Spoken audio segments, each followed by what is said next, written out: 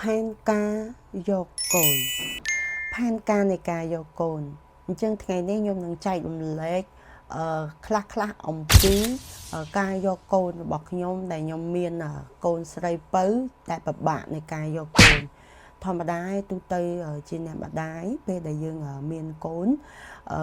មួយហើយប្រុសយើងចង់បានមួយទៀតកូនស្រីត្រូវអត់អញ្ចឹងយើងអត់ចង់បានភេទដូចគ្នាប៉ុន្តែបើក្រោយទៀតបានអីក៏បានទៅឲ្យតែបានស្រីមួយប្រុសមួយអញ្ចឹងទៅអញ្ចឹងខ្ញុំគិតថាអ្នកម្ដាយឪពុកគឺដូចតែគ្នាទេហើយខ្ញុំចង់ចែកចាយអំពី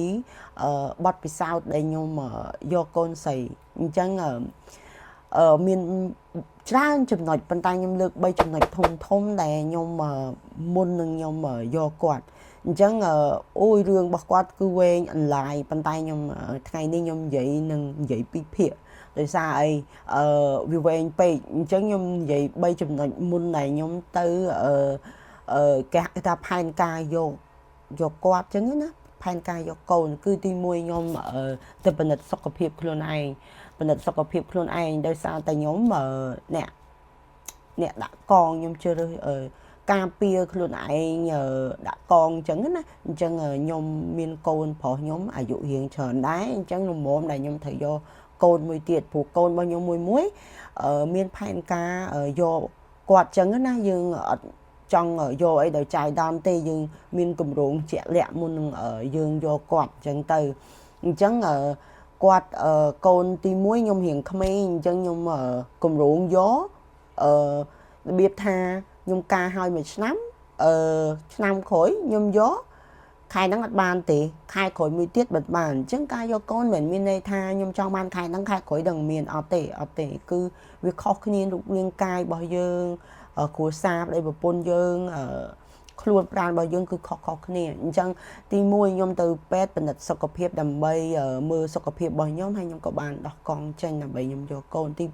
2របបអាហារនៃការយើងយកកូនស្រីគឺញ៉ាំអាហារមិនហើយហាត់ប្រាណដើម្បីសុខភាពទី3ខ្ញុំញ៉ាំថ្នាំបំប៉នដើម្បីសុខភាពខ្លួនឯងដើម្បីឲ្យគេហៅថាគ្រាប់អរម៉ូនរបស់យើងឲ្យវាមាននៅសុខភាពល្អហើយឲ្យគេហៅថាឈាមរបស់យើងល្អសុខភាពយើងល្អដើម្បីយើងយកកូនអញ្ចឹងណាអញ្ចឹងវាមាន3ចំណុចហើយមានចំណុចច្រើនទៀតដែលបងប្អូនទាំងអស់គ្នាស្រីគួរតែស្វែងយល់អំពីមុនដែលយើងយកកូនអញ្ចឹងណាយើងអត់គ្រាន់ថាខ្ញុំចង់បានតែអត់មានហើយយើងអត់ធ្វើអីមួយយ៉ាងអញ្ចឹងផែនការដែលខ្ញុំយកកូនពៅរបស់ខ្ញុំនេះមិនមែនជាការងារស្រួលទេប៉ុន្តែក៏មិនពិបាកពេកដើម្បីនឹងយើងគម្រោងយកកូនដែរតែយើងត្រូវមានផែនការជាក់លាក់យើងទៅជួបពេទ្យថែសុខភាពញ៉ាំរបបអាហារយើងដាក់ថ្ងៃដើម្បីថាយើងត្រូវយកកូនមិន